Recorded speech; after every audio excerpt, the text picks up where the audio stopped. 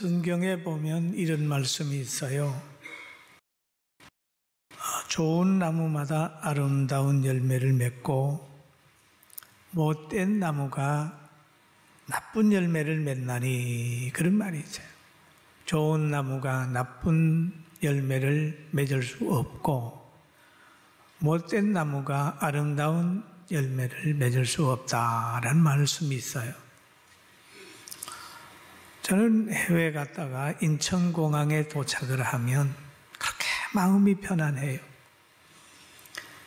그리고 차를 타고 오다가 보면 잘 정돈된 여러 부분들, 우뚝 솟은 아파트, 건물들 보면 야, 우리나라 아름답다. 우리 대한민국의 지도자들 그동안 참 수고 많이 했구나. 연세 드신 어르신들 정말 수고 많이 하셨구나 라는 생각을 하면서 이렇게 오고 있습니다. 여러분, 어떤 나라에는 똑같은 민족이지만은 그곳에는 헐벗고 굶주리고 산은 한패해져 있고 국민들은 아우성치잖아요. 그런데 두 나라를 비교해 보면 한 나라는 잘 먹고 잘 살고, 그런데 한 나라는 굶주리고 고통 가운데 있습니다. 그렇다면 지도자가, 잘 먹고 잘 살게 한 지도자가 훌륭한 지도자예요. 할렐루야. 그렇습니다. 나무는 뭘 보고 하나? 열매를 보고 한다.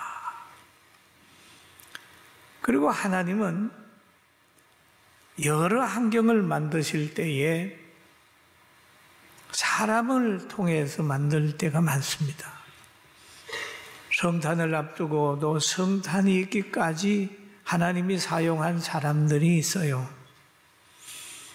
그리고 복된 환경을 만들 때에는 복된 사람을 쓰는 겁니다. 그러면 복의 씨로 사는 사람이 있는가 하면 심판의 도구로 사는 사람이 있고 심판을 받으며 사는 사람도 있어요.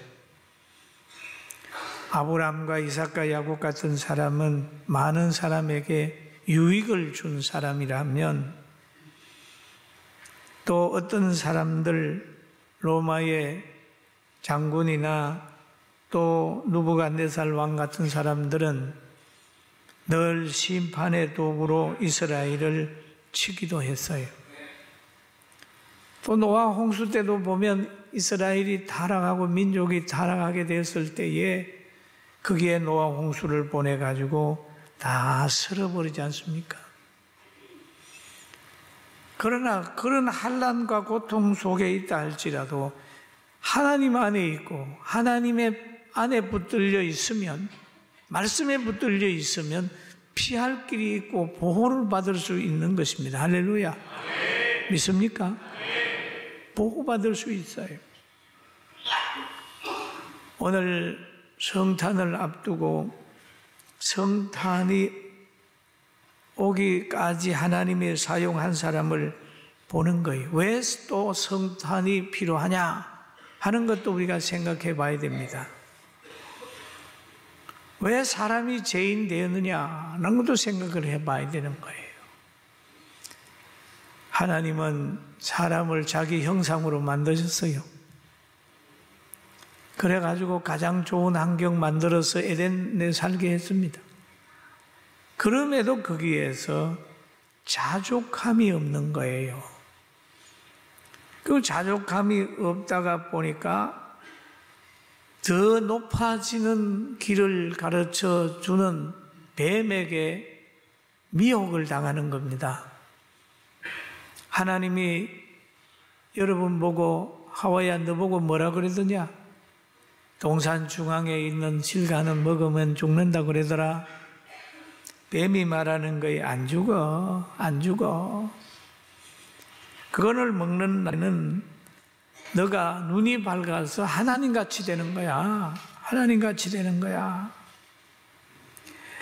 그러니 여러분, 그 좋은 환경 속에서 자족하면 좋은데 하나님 같이 된다고 하니까 그래? 내가 하나님 같이 돼? 그러면서 마음이 움직이게 돼. 창세기 3장 5절에 보면 너희가 그것을 먹는 날에는 너희 눈이 밝아져 하나님 같이 되어 선악을 알 줄 하나님이 아심이라. 먹지 말라고 하는 이유는 바로 선악을 분별하여 하나님 같이 되기 때문에 하나님 말씀한 거야. 그렇게 하니까 여자가 그 말을 받아들였어요. 받아들여가지고 심령의 변화가 이루어진 겁니다. 3장 6절에 보면 여자가 그 나무를 본즉 먹음직도 하고 보암직도 하고 지혜롭게 할 만큼 탐스럽기도 한 나무인지라. 여자가 그 열매를 따먹고 자기와 함께 있는 남편에게도 주매 그 먹은지라. 할렐루야. 여러분, 어떤 말을 들으면 마음의 변화가 생깁니다. 누가 와서 얘기를 합니다. 이 음식은 좋은 음식이라고 얘기를 하면 그 음식을 볼 때마다 막 먹고 싶은 생각이 들어가요.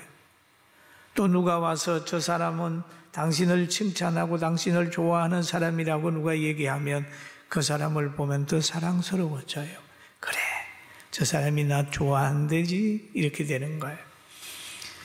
그러나 또 누가 와가지고 상대가 무슨 얘기를 한다고 부정적인 거 심어놓으면 그 사람 얼굴만 봐도 자꾸 미워지는 거예요. 그러니까 지식을 조심해야 되는 거잖아요. 지식을 조심해. 그러니까 잘못된 말을 듣게 되니까 하나님이 먹지 말라고 한 것이 지혜로울 만큼 탐스럽게 생겨. 그렇게 먹고 싶어진 거예요.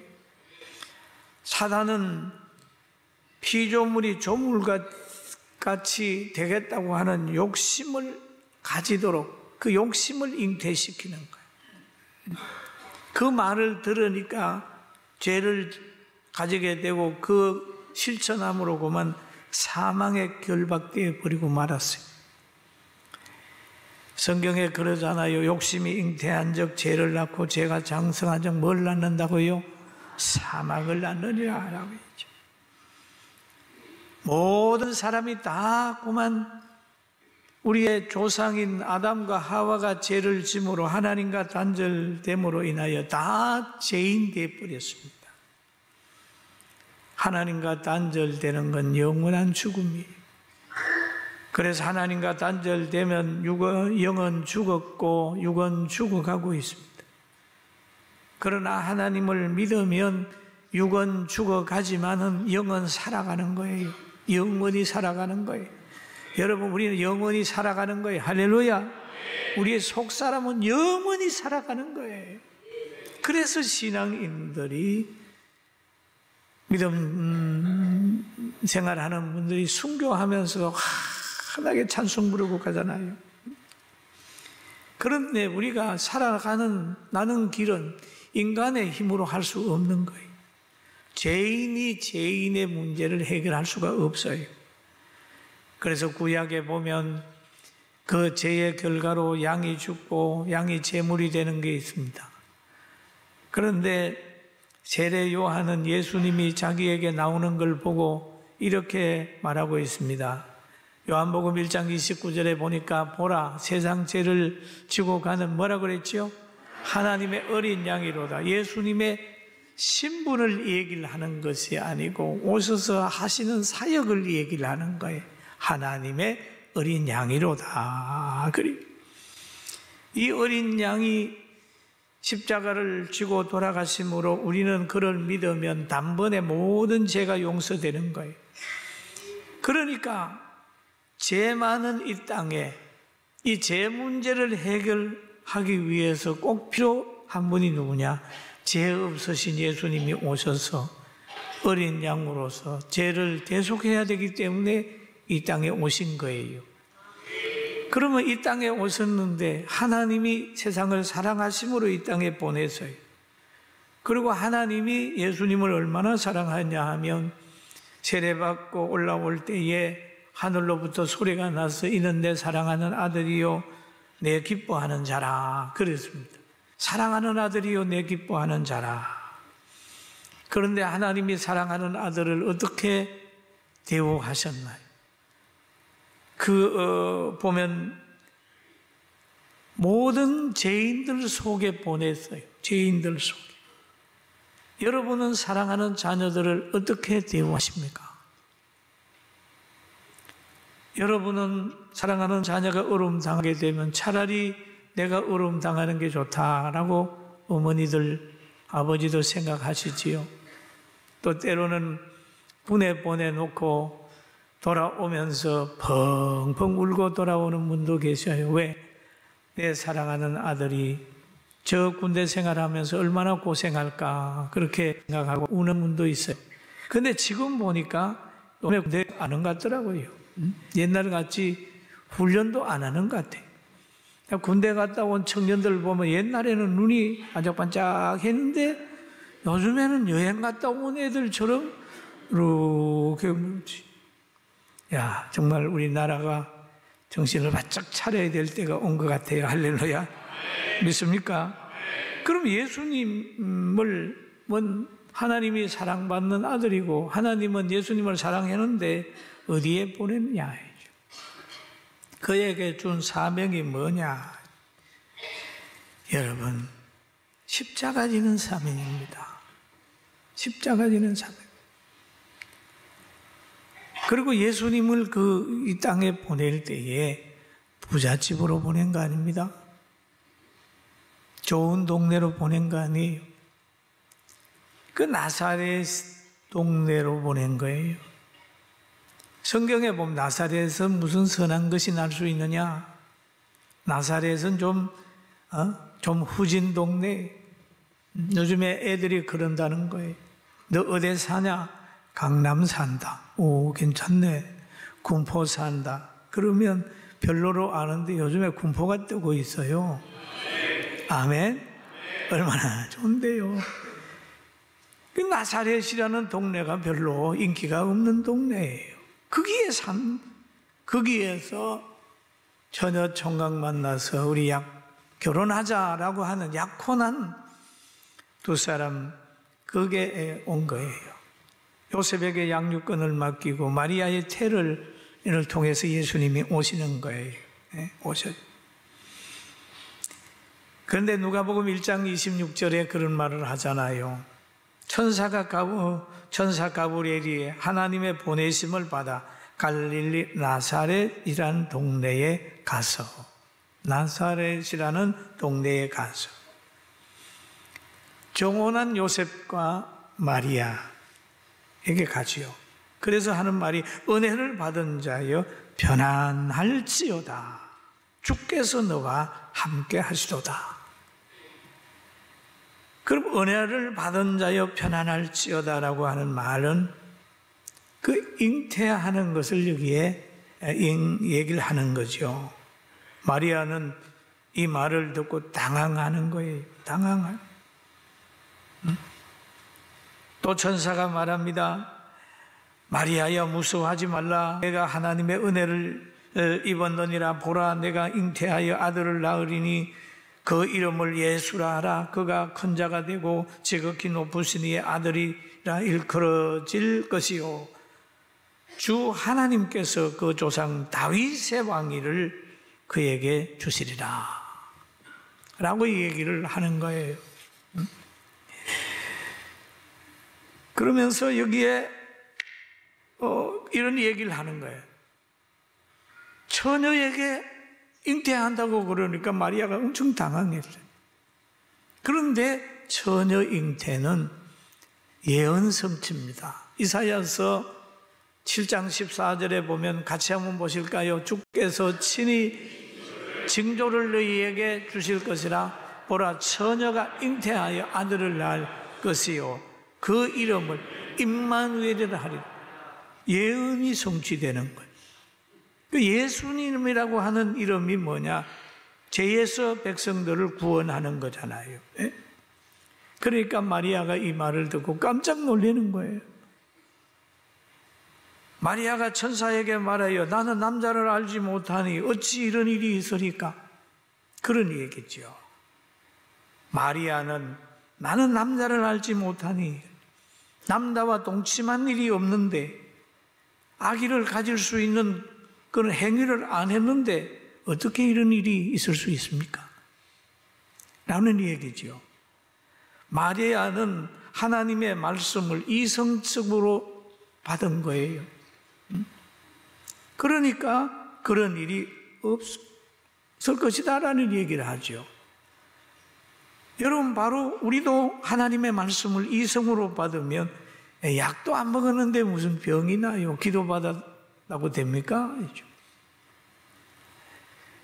그 다음에 보이지 않는 하나님 어떻게 믿어요? 뭐 그러죠. 배우지도 않았는데 어떻게 깨달아요? 뭐 이렇게 얘기를 하는 사람도 있습니다. 다 이성으로 들으면 어떻게 물고기 2마리, 보리떡 5개를 5,000명을 먹여요? 그럽니다. 왜 물이 변하여 포도주? 불가능한데요? 이렇게 되는 거예요. 여러분, 성령의 잉태라고 하는 걸 믿을 때에 우리 예수 믿는 사람의 첫 발을 딛는 거예요. 할렐루야. 신비예요, 신비. 천국을 믿는 것도 신비고 예수님이 하나님의 아들이라고 하는 걸 믿는 거예요. 그러니까 동침하여 낳은 아들 같으면 사람의 아들이지만 성령으로 잉태되어 난 아들이기 때문에 하나님의 아들이에요. 할렐루야. 하나님의 아들이에요. 그러니까 마리아가 나는 동침한 일이 없는데 그런 일이 되느냐라고 얘기를 할 때 천사가 대답을 합니다. 성령이 내게 임하시고 지극히 높은 이의 능력이 너를 덮어쓰리니 이러므로 나실 바 거룩한 이는 하나님의 아들이라 일컬어지리라 라는 얘기를 하죠. 성령이 내게 임하시면 지극히 높으신 이의 능력이 너를 덮으리니 라고. 예수님의 잉태는 이렇게 성령의 잉태입니다. 할렐루야. 성령의 잉태. 이거를 믿을 때에 그리스찬이 되는 거예요. 할렐루야. 그리고 성령을 받게 되면 인간의 논리에서 해방되는 거예요. 인간의 생각에서 해방되는 거예요. 가치관에서 해방되는 거예요. 성령 받기 전에 권세를 가지고 부를 가지고 좋은 위치에 있으면 자기만을 위해서 쓰고 권력을 가지든지 돈을 가지면은 자기 상대를 자꾸 무시하고 없은 여기는 요소가 나타나는 거예요. 이게 세상의 요소예요. 세상에는 약육강식이잖아요. 약한 사람은 먹이가 되고 강한 사람은 잡아먹는 거죠. 이게 세상의 논리인데 성령을 받으면 뭐냐? 높은 사람은, 잘된 사람은, 가진 사람은 더 겸손하고 더 감사하고 다른 사람을 섬길 수 있는 그런 넉넉한 마음이 생겨요. 할렐루야. 그러니까 성령을 받으면 섬김의 사람이 되는 거예요. 여러분, 사랑하려고 몸부림치지 마십시오. 성령만 받으면 미워하는 것보다 사랑하는 게 훨씬 더 쉽습니다. 할렐루야. 영의 역사는 그런 거예요. 요한복음 14장에도 보니까 보혜사 곧 아버지께서 내 이름으로 보내신 성령 그가 너희에게 모든 것을 가르쳐 내가 너희에게 말한 모든 것을 생각나게 하리라. 가르쳐 주리라, 생각나게 하리라 라고 하는 말을 하죠. 또 성령을 받으면은 성령 안에서 가지고 있는 기뻐하는 마음, 사랑하는 마음, 인내하는 마음, 충성하는 마음, 온유한 마음이 꽉 차게 되는 거예요. 여러분, 성령의 사람이 꼭 되시길 주의 이름으로 축원합니다. 성령의 사람이 되면 성경이 깨달아지고 성령의 사람이 되면 안 보이는 세계가 보여지고 하나님의 계획을 알게 되면은 늘 환난 중에서도 기뻐할 수 있습니다. 왜? 역사의 수레바퀴는 역사의 물레는 하나님이 돌리고 있어요. 여러분, 가난이 오고 어려움이 온다 할지라도 좌절하지 말고 때를 기다리면서 영적으로 무장하시길 주의 이름으로 축원합니다. 그리고 하나님의 말씀은 사람을 온전하게 하며 모든 선한 능력을 행할 능력을 갖춘다고 그랬어요.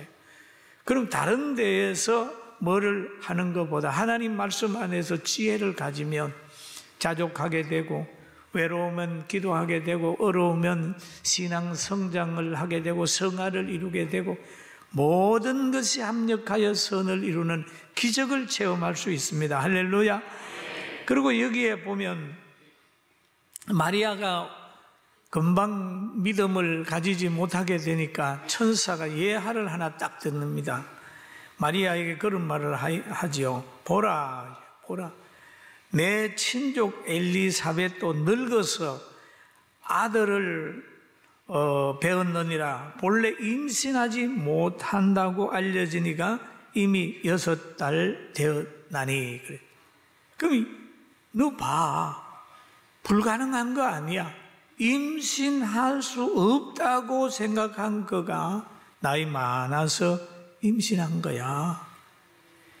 여기에는 남자와 여자 관계에서 태어난 거예요. 그거 역시도 하나님이 간섭해야 되는 걸 얘기하고 있어요. 할렐루야. 마리아에게 얘기하라. 그래? 그러죠. 그러면 마리아의 잉태는 성령의 잉태고, 이 세례 요한의 이 사람의 잉태는 그 두 부부의 관계에서 잉태인데, 여자가 아기를 가질 수 없는 그런 상태였는데 이렇게 아기를 가졌어요. 여러분, 정말 하나님께서 하시면 못할 일이 없습니다. 할렐루야. 구약에 보면 아브라함은 그의 아들 이삭을 태어났을 때 나이가 100세라. 그의 아내도 여자로서의 잉태하는 기능이 없어졌는데 하나님이 만들어서 이삭을 태어나게 만들었다. 여러분, 몸이 약하든지 여러 가지 기능이 떨어져도 하나님이 함께하면 회복도 하고 잘 될 줄로 믿습니다. 아멘. 이 말을 들은 마리아가 대답을 하는 거예요. 마리아가 이르되 주여 여종이오니 말씀대로 내게 이루어지이다. 자, 주의 여종입니다. 말씀대로 저에게 이루어지이다. 말씀대로 이루어지이다. 말씀대로. 그리고 12절에 보니까 천사가 나팔을 부니 해 3분의 1과 달 3분의 1과 별들의 3분의 1이 타격을 받아 그 3분의 1이 어두워지니 낮 3분의 1은 비추임이 없고 밤도 그러하더라. 여러분, 우리는 별을 잘 만나야 베들레헴으로 갈 텐데 별빛을 찾을 수 없는 그런 상황에 말세에 온단 말이에요. 그리고 계시록 12장에 보니까 한 큰 붉은 용이 있어 머리가 7이요 뿔이 10이요 여러 머리에 7 왕관이 있는데 그 꼬리가 하늘의 별 3분의 1을 끌어다가 땅에 던졌더라. 여러분, 별은 뭡니까? 예수님에게로 인도하는 그 별. 계시록에 보면 7 별을 붙들고 7 금촛대 사이로 다니시는 이가 이르시되 라는 미예죠. 여러분, 말세에는 별이 떨어지는 거야.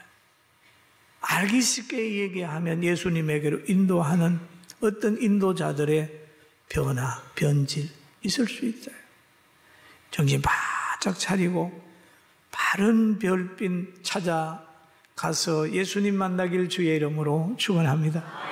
아멘. 떨어져자. 여러분, 기도 많이 해줘야 돼요.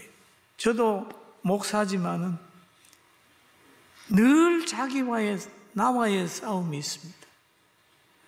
떨어지는 별이 아니라 정말 주님의 손에 붙들려서 대한민국을 또는 우리 성도들 교계를 살려내는 빛나는 별, 주님의 손에 붙들려 있는 별이 되게 해달라고 항상 기도해 주시길 주의 이름으로 부탁을 드립니다. 그런데 여기에 보니까 동방박사들이 뭐라고 그랬냐 하면 마태복음 2장 2절에 보니까 우리가 동방에서 그 별을 보고 그에게 경배하고 왔노라. 별은 위대한 겁니다. 여러분, 이번 성탄에는 정말 바른 진리를 따라와야 돼요. 그리고 요즘에는 보면은 교회 밖에서 성경 공부하자고 하고, 가정에서도 찾아오고, 직장에서도 모여서 성경 공부하자 하는 거 얼마나 위험한지 압니까? 절대 그런 잘못된 길로 갈 가능성이 있는 그 길을 선택하지 말고 성경 보면서 건전한 교회에서 신앙생활하는 바른 지혜를 가지길 주의 이름으로 축원합니다. 마리아처럼 말씀대로 이루어지다라고 하는 고백이 우리 모두의 고백이 되기를 주의 이름으로 축원합니다.